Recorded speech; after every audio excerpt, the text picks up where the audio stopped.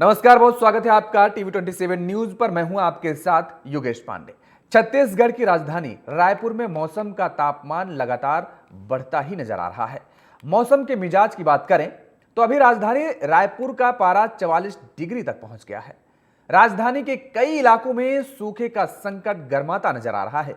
ऐसे में उन इलाकों में टैंकर के माध्यम से पानी सप्लाई किया जा रहा है, जिसको लेकर कांग्रेस के वरिष्ठ नेता और पूर्व मुख्यमंत्री भूपेश बघेल ने बीजेपी पर निशाना साधते हुए कहा कि गांवों में अब टैंकर लग रहे हैं, शहरों में लोग केमिकल युक्त पानी पीने को मजबूर हैं, किसानों को सिंचाई के लिए पानी नहीं मिल पा रहा है, वे सूखती फसलों को पशुओं को चरा रहे हैं। ट्रिपल इंजन की सरकार लोगों को पानी तक उपलब्ध नहीं करवा पा रही है। वहीं इस पर जल जन संसाधन विभाग मंत्री अरुण साव ने कहा, यह सही है कि हम सबके लिए चिंता का विषय है कि जल स्तर लगातार गिर रहा है। जल संचय को लेकर लगातार सरकार के स्तर पर कार्यवाही भी हो रही है। छत्तीसगढ़ की राजधानी में बहती खारून नदी, जो राजधानी रायपुर की रीढ़ की हड्डी मानी जाती है, जिससे पूरे रायपुर में पानी की सप्लाई होती है, वहीं बढ़ती गर्मी का असर अब यहां भी देखने को मिल रहा है। नदी के पानी का स्तर बहुत कम हो गया है। राजधानी रायपुर के कई इलाकों जैसे मोवा, सड्डू, अमलीडीह में जल संकट देखने को मिल रहा है। यहां पानी टैंकर से सप्लाई किया जा रहा है। जल संकट के कारण राजधानी रायपुर का बड़ा हिस्सा प्रभावित हो रहा है। आखिर जल संकट का कारण क्या है, सरकार इसको लेकर क्या प्रयास कर रही है? आज हम अपनी चर्चा में इन्हीं तमाम सवालों के जवाबों को तलाशने की कोशिश करेंगे, लेकिन उससे पहले कुछ प्रतिक्रियाएं सामने आई हैं, जरा उनको आप सुनिए। गांव में टैंकर लगने लगे हैं, शहरों में केमिकल युक्त पानी पीने के लिए बाध्य हो रहे हैं लोग।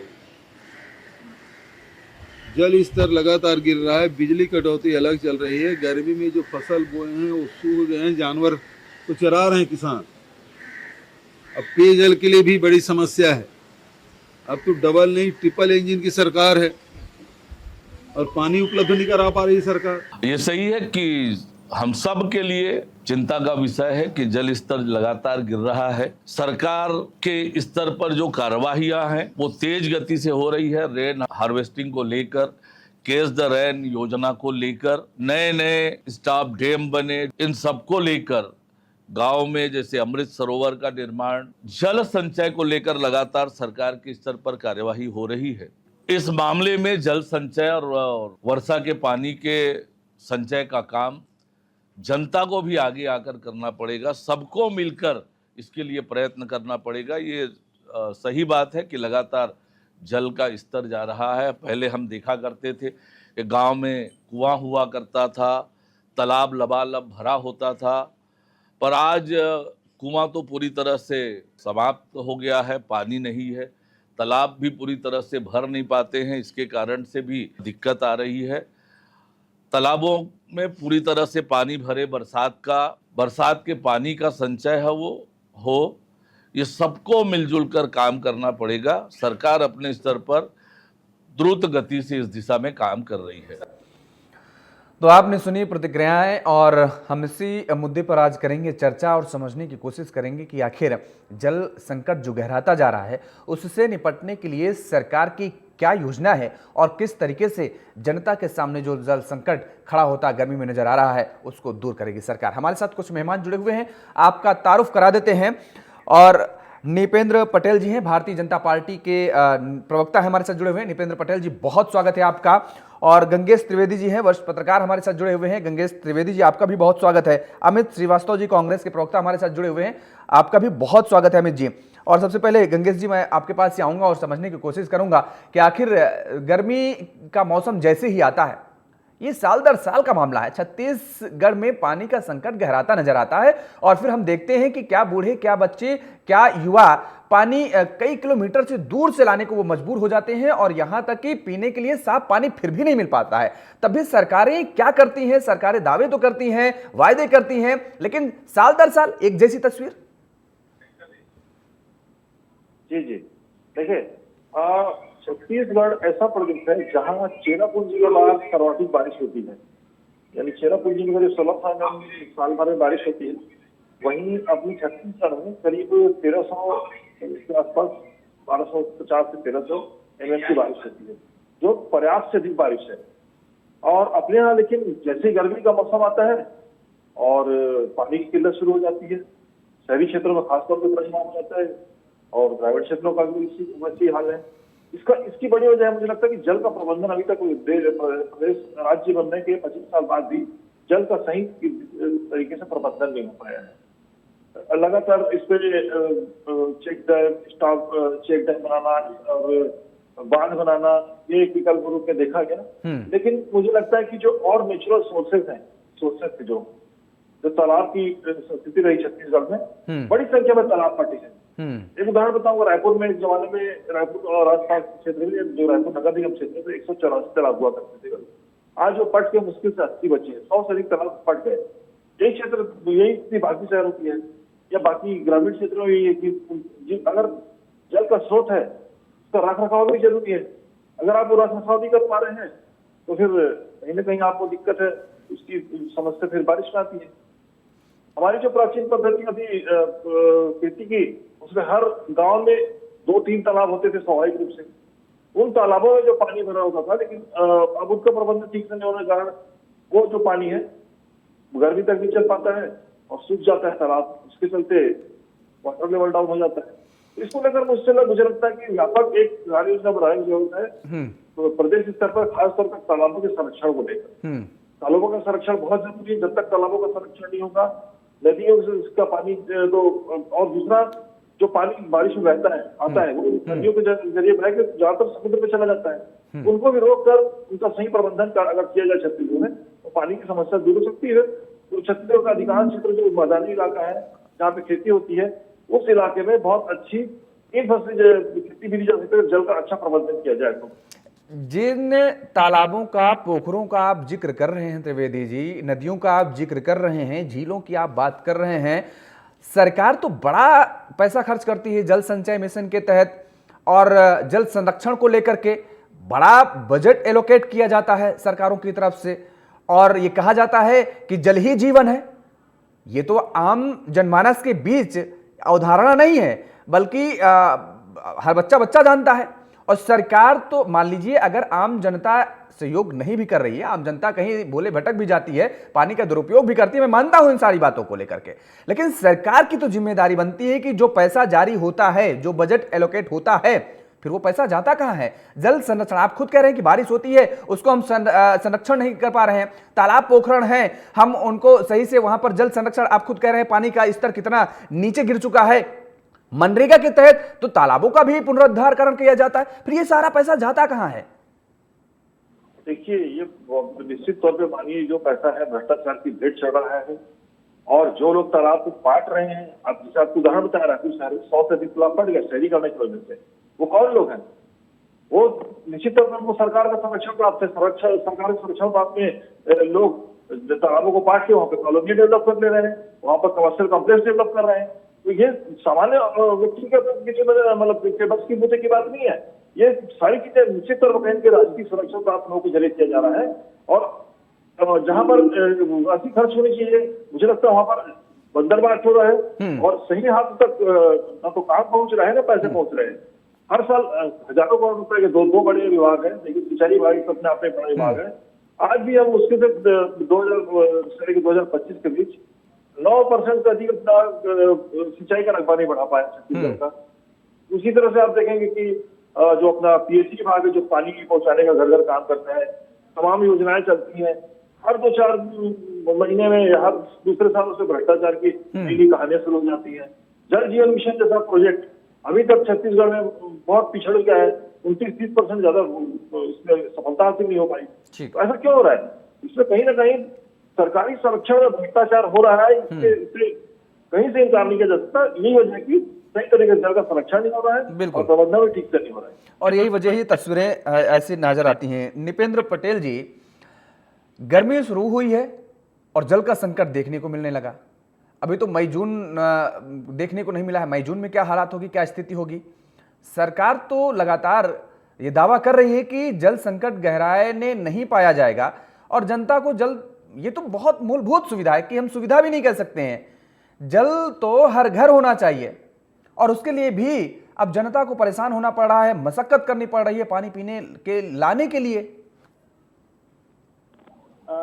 देखिए, सरकार के द्वारा जो है वो प्रयास किया जा रहा है, तो लोगों को जो है वो गर्मी में या फिर बाकी समय में जल संकट से राहत देने के लिए आप भी देखते हैं केंद्र सरकार द्वारा जल जीवन मिशन प्रारंभ किया गया, परंतु पूर्ववर्ती कांग्रेस सरकार की नाकामी के कारण जो है ये योजना भ्रष्टाचार की भेंट चढ़ गया और इनको छत्तीसगढ़ में जो टेंडर हुआ था जल जीवन मिशन का, उसको रद्द करके दोबारा इनको टेंडर करना पड़ा है। आप भी जानते हैं कई जगह पे जहां पर काम नहीं हुआ है, पर सरकार अभी फिर से उन सब चीजों पे ध्यान दे रही है और जहां तक तालाबों पे, नदियों के संरक्षण के लिए भी काम किया जा रहा है, जहां जहां जल स्रोत है सभी जगह पे जो है उनके संरक्षण के लिए सरकार जो है वो प्रतिबद्ध है और काम भी कर रही है और इसका रिजल्ट जो है वो आने वाले समय में मिलेगा। और जहां तक शहरों में जल संकट की बात है तो वहां पर जो है पाइपलाइन को दुरुस्त किया जा रहा है और आपका क्या बोलते हैं टैंकर के माध्यम से जो है वो लोगों को राहत पहुंचाने की कोशिश किया जा रही है। अच्छा, ये सबसे बढ़िया होता है, ये सबसे बढ़िया हमें लगता है कि अगर किसी भी दो पार्टियों के नेताओं को बिठाइए और आप उनसे सवाल पूछिए तो वो सीधे दूसरे पार्टी पर जवाब देने के बजाय पूरा ठीकरा फोड़ दे। ये सबसे अच्छा होता है।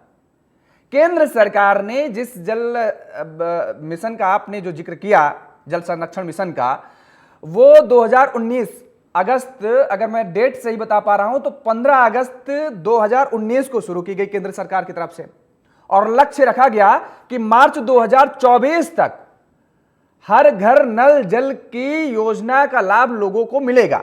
मतलब मार्च 2024 तक प्रत्येक गांव में, प्रत्येक घर में माताओं को, बहनों को, भाइयों को इनको जल लेने बाहर नहीं जाना पड़ेगा। इनके घर में ही आप टैप खोलिए और पानी की व्यवस्था लीजिए, पानी पीजिए। 25 चल रहा है। निपेंद्र जी, आप मुझसे पूछ रहे हैं आप सर? हाँ हाँ, आपसे पूछ रहा हूं। आपने तो सीधा, क्योंकि पूरा ठीकरा ही फोड़ दिया कांग्रेस पर, वो हम कांग्रेस से सवाल लेंगे, लेकिन आपकी जो योजना चल रही है, केंद्र की योजना चल रही है, उसका क्या हुआ? देखिए, अभी सरकार को बने हुए मात्र क्या बोलते हैं 1.25 महीने ही या 1.5 साल आप कह सकते हैं। तो इससे पहले तो मैंने कहा ना कि जब आपका छत्तीसगढ़ के जल संसाधन मंत्री के द्वारा जो टेंडर निकाला गया था उसको मुख्यमंत्री ने रद्द करके फिर से टेंडर किया और कई जगहों पे ऐसे लोगों को काम दे दिया गया जो फर्जी डॉक्यूमेंट लगाकर जो है वो उन्होंने टेंडर हासिल किए थे, उन पर भी कोई कार्रवाई नहीं की गई। इसी कारण जल जीवन मिशन का काम छत्तीसगढ़ में जो है वो क्या बोलते हैं लेट हुआ है। कहीं कहीं पर जो है पाइप तो बिछा दिया गया मगर वहां जल स्रोत नहीं खोजे गए। तो उन सब चीजों पर छत्तीसगढ़ सरकार कार्य कर रही है और आने वाले गर्मी में अभी देखेंगे तो वो इनको जो है वो जल संकट से राहत मिल जाएगा। चलिए, वो भी देख लेंगे, आने वाले समय में भी देखेंगे। बहरहाल छत्तीसगढ़ की सरकार तब कांग्रेस की थी छत्तीसगढ़ में और कांग्रेस पर पूरा ठीकरा फोड़ा जा रहा है। अमित जी, आपने केंद्र की योजना को धरातल पर लागू ही नहीं किया और इसी वजह से आज ये जो तस्वीर देखी जा रही, देखने को मिल रही है, और आपके नेता मुख्यमंत्री खुद थे और ये अभी आप सुन रहे हैं कि सीधा आरोप लग रहा है। अगर चाहते वो तो केंद्र की योजना को धरातल पर लागू करके उसको सही से अमलीजामा पहना करके जनता को बड़ी सौगात दे सकते थे और आज हर घर जल नल योजना का फायदा उनको मिलता।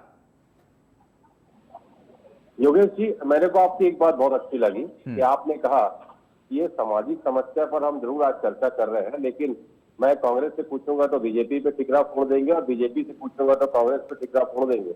तो मैं आपके परमिशन से एक सार्थक पहल करना चाहता हूँ कि मैं कोई आरोप नहीं लगाना चाहता किसी के ऊपर, और मैं एक ही चीज कहना चाहता हूँ, फैक्ट्स और फाइंडिंग्स पर हम बात करते हैं कि पृथ्वी का 2/3 जो हिस्सा है वो पानी से घिरा हुआ है और हम लगातार सुनते आ रहे हैं कि जल और जीवन है और जल के बिना सुनहरे कल की कल्पना नहीं की जा सकती है, मैं मानता हूँ। और हमारे को अपने सभी कामों के निष्पादन के लिए जल की आवश्यकता होती है, लेकिन फिर भी मैंने कहा ना कि जल ही जीवन है और जल के बिना हमारा जीवन की कल्पना करना मुश्किल है। और जिस प्रकार से आज हम देख रहे हैं कि आज टैंकरों से पानी पहुंचाया जा रहा है और लोगों को कहते हैं ना कि हमारे को खुद के लिए, अगर डॉक्टर भी कहते हैं कि स्वस्थ रहने के लिए भरपूर पानी पीना आवश्यक है और कम से कम 2 से 3 लीटर पानी रोज पीना चाहिए, प्रतिदिन पीना चाहिए। बिल्कुल। तो मानव शरीर के लिए पानी की अति आवश्यकता होती है, और इसकी कमी से बहुत सारी बीमारियां भी हो सकती हैं, बहुत सारी तकलीफें भी आ सकती हैं। खास करके गुर्दे की पथरी एक गंभीर स्वास्थ्य की समस्या इस पे आती है अगर हम कम पानी पीते हैं तो। मेरा ये मानना है कि लोगों को स्वच्छ जल मिलना चाहिए, मूलभूत सुविधाएं मिलनी चाहिए और हर सरकार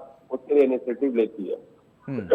लेकिन उसके लिए हम सब जिम्मेदार हैं, मैं बिल्कुल मान रहा हूँ। और मैं विरोध नहीं करना चाहता, लेकिन मैं ये चीज जरूर कहता हूँ कि जब आप लोग कहते हैं कि हम भाजपा का विरोध कर रहे हैं, नहीं, हम इनका विरोध नहीं कर रहे हैं। हमारा तो छत्तीसगढ़ से प्रेम है, छत्तीसगढ़ की जनता से हमारे को प्रेम है।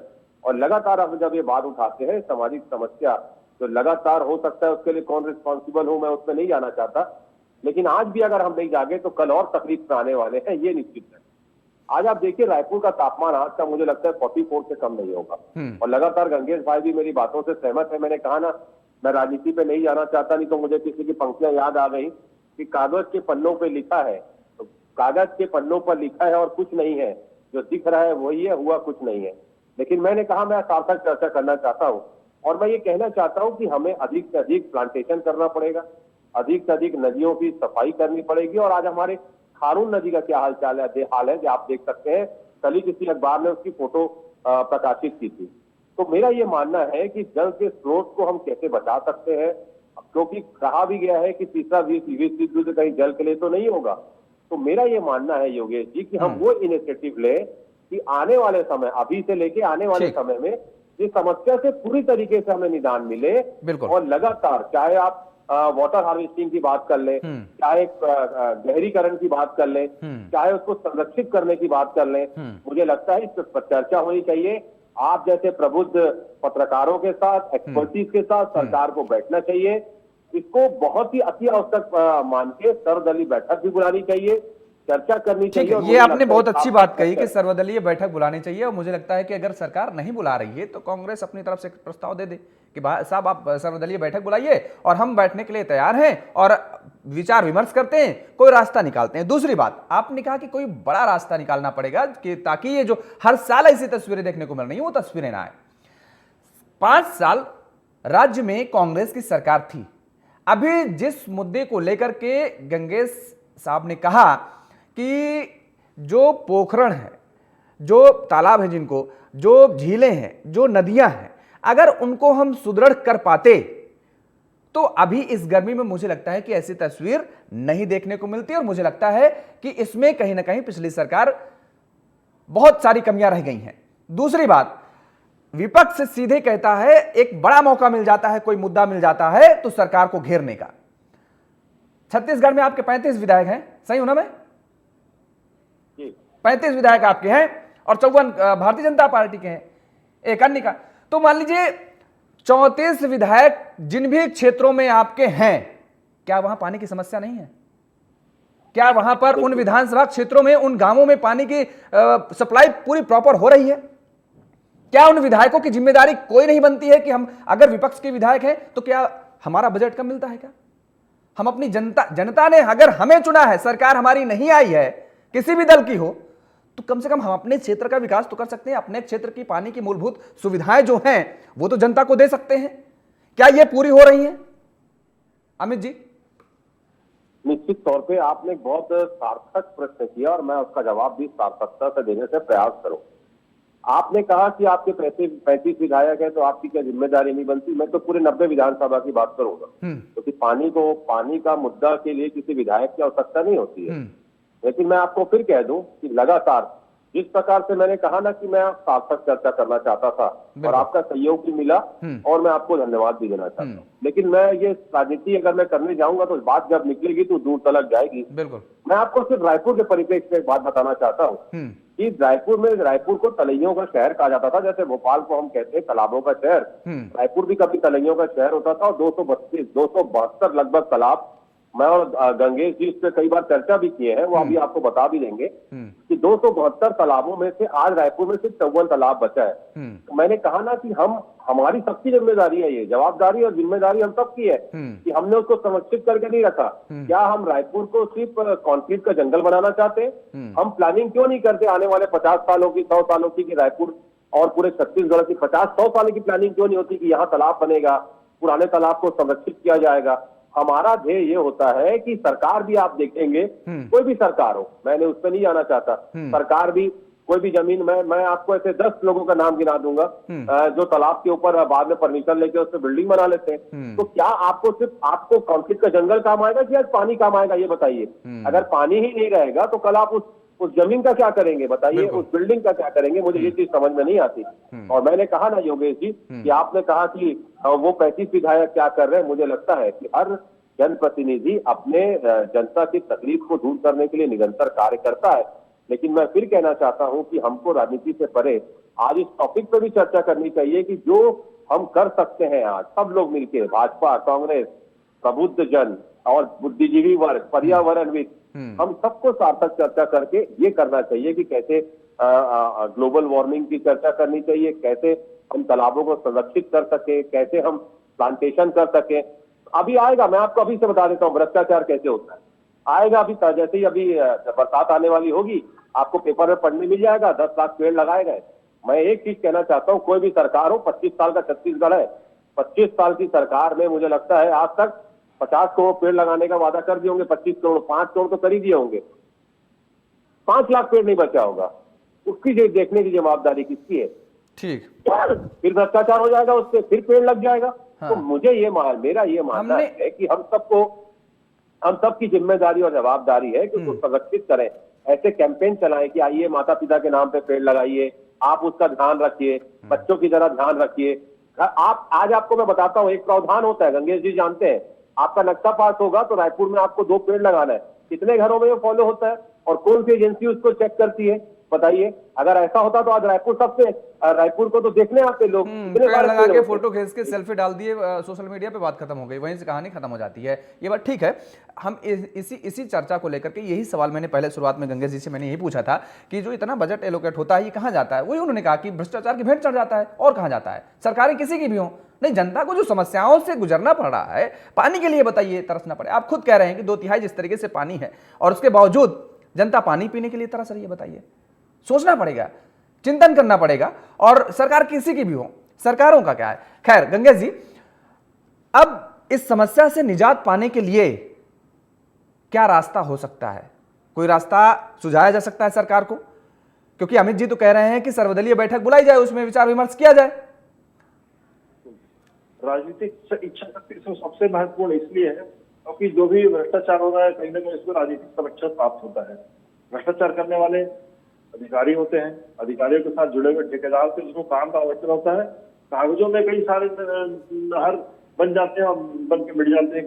वन विभाग में देखा जाए, आपको बता दूं, वन विभाग में बीच में आंकड़े निकाला था तो अभी तक छत्तीसगढ़ में 25 साल में 11 करोड़ से अधिक पौधे लग चुके हैं। ये हालात ये है कि 23 किलोमीटर का वन क्षेत्र और घट गया, तो ये प्लांटेशन कहाँ हो रहे हैं?